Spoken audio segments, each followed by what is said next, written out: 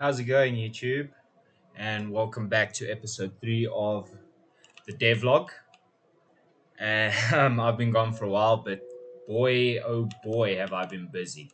I've been throwing together a lot of mods that I'm just going to showcase for you guys today.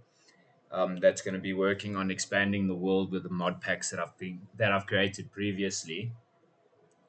So a lot of the previous mods were essentially Nuzlocke focused or the roguelike focused, which is um, you know, core gameplay mechanics. So now I thought I'd start implementing some gameplay loops.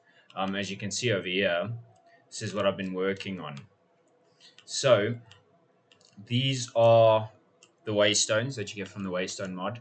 I've just been adding some things to these. So any waystone that spawns naturally in the world or that you get will you can work with. But before we get on to that, I think the first thing I want to talk about is how I've now implemented it. So the further we get away from world spawn, the more difficult the Pokemon will be that spawn. So there will be higher levels, higher IVs, and yeah, that's pretty much it. So if you do go to, I've already got it over here. Debug, you can see we are in tier 0. Distance from spawn is 94 blocks. And okay, a lot of that is okay. Difficulties on brutal, and the max tiers are 9. So what I want to say is the tiers, the further out you get, the higher your tiers go. Then the Pokemon that spawn will be stronger, right? And then difficulty, that will be adjustable, so you can set the difficulty yourself.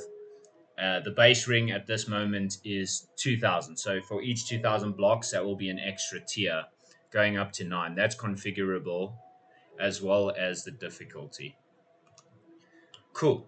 That was one of the changes. So the further out you go, the more difficult it's going to be. The next thing that I've done is if you go /streak and you get your KO streak, say you have a streak of 0, right? If I battle this Ponyta, if it lets me.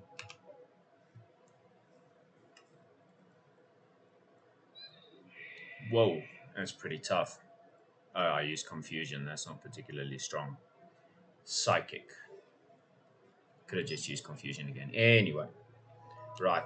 Then we look. KO streak is 1.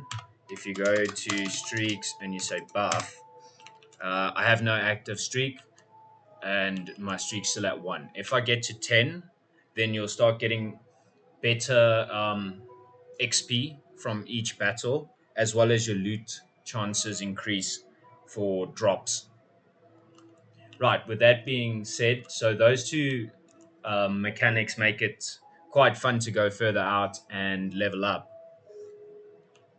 Well, hardcore train. Of course, using a PC or a healer or a waystone will reset your streak as well. Essentially, the idea is to have you go out further and then sort of grind over there without having a way back. PCs and healers are no longer well, you can't pick them up, not even with Silk Touch. So only the naturally generated ones will exist, as well as the ones that appear by the waystones. So if you do go up to a waystone, you can say /outpost, and that's going to take you to your waystone menu. So this waystone, I'm still working on getting the names out. This is just the coordinates at the moment. This waystone is level 3, which essentially means the better level the waystone is, the more buffs you'll get access to, like regeneration, jump boost, speed, all those kinds of things. So it's important to level up your waystone, but as you can see, that costs quite a lot of money. Then you have your own stats, which is your reputation at this outpost. Currently, I'm level 2. I have 12 points out of 75. Victories, I need another 33. And contributions, I still need to pay some money into this one. Once I've done all of that, my reputation will go up to level 3. And then I'll start getting access to more of the buffs that the outpost gives out. The members, it's only me at the moment, and I'm level 2. And specializations, right, which is essentially 6 of them. One, two, three, four, five, six. Yeah, based. So they each tie in with one of the core IV stats of the Pokemon. So attack, special attack, defense, speed. Oh, sorry, that's I'll figure it out. I'll color code them for us so that we know what we're working with. And medical. These specializations, the higher the levels go on them, the better buffs you'll get per level. So for military, for example, I'm going to have attack based buffs. At the moment, they all implemented to level 3, which is at level 1, you get increased IVs, attack IVs for military spawns. So all Pokemon will have better IVs for attack and so on and so forth. So if you get all of them up, then you can get better spawns essentially from basic Pokemon. Then you can also take a look at the hunts that are available. These do shuffle out every 30 minutes to become new ones. So at this moment in time, because our reputation level's so low, we only have access to the easy hunts. So we can take on like a military easy, right? Which then will give us a hunt ticket. And we need to go to those coordinates 53 to 61. Well, just around there. 53 to 61. So we just, whoops, that way. No, that way. If we go somewhere in the vicinity and we use that ticket, it will say hunt target activated, defeated to complete the hunt. And okay, there is the Makuita. Let me actually just heal so I got some psychics to blast him with.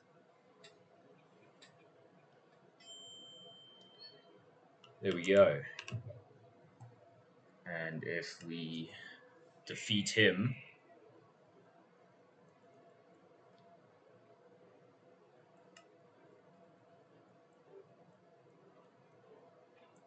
there we go. We got 6 points to the military spec and 3 to our own reputation.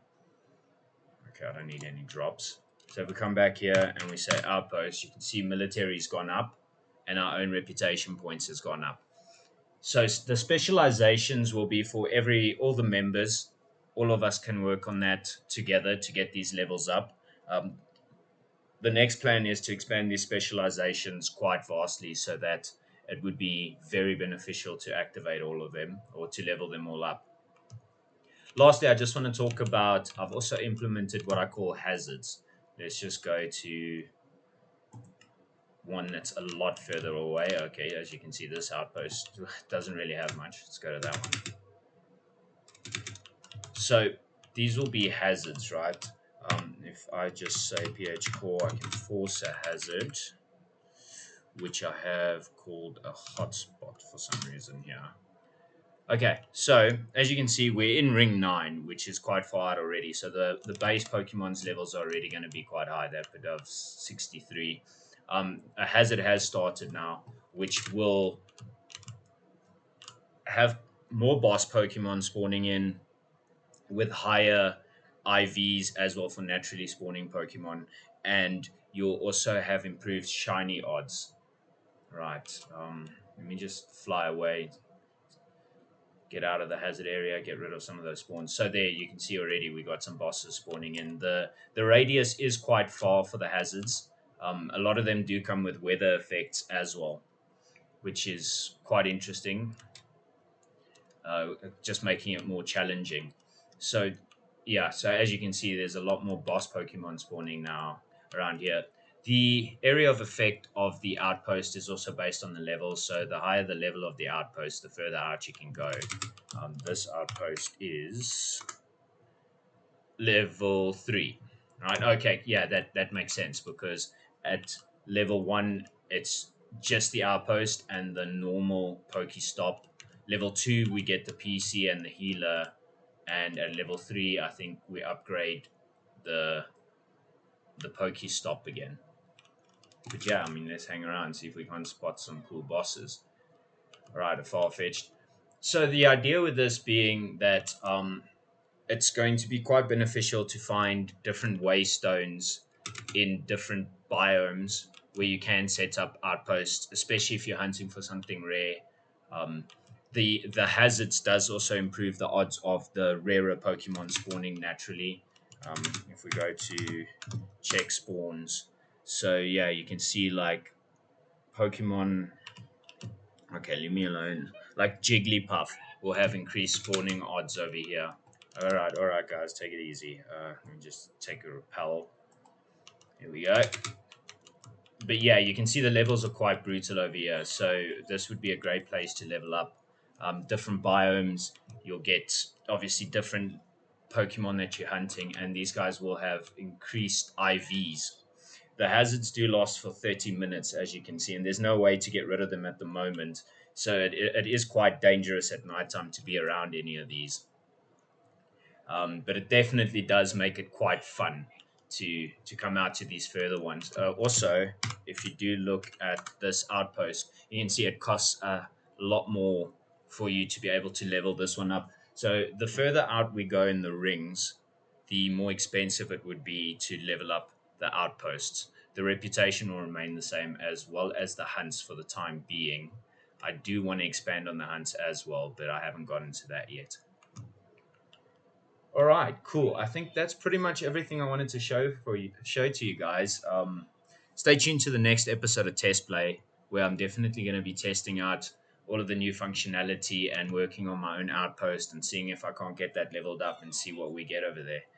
Thanks for watching, guys, and as always, please follow to see what else I'm doing. So subscribe and definitely keep tuned. Thanks.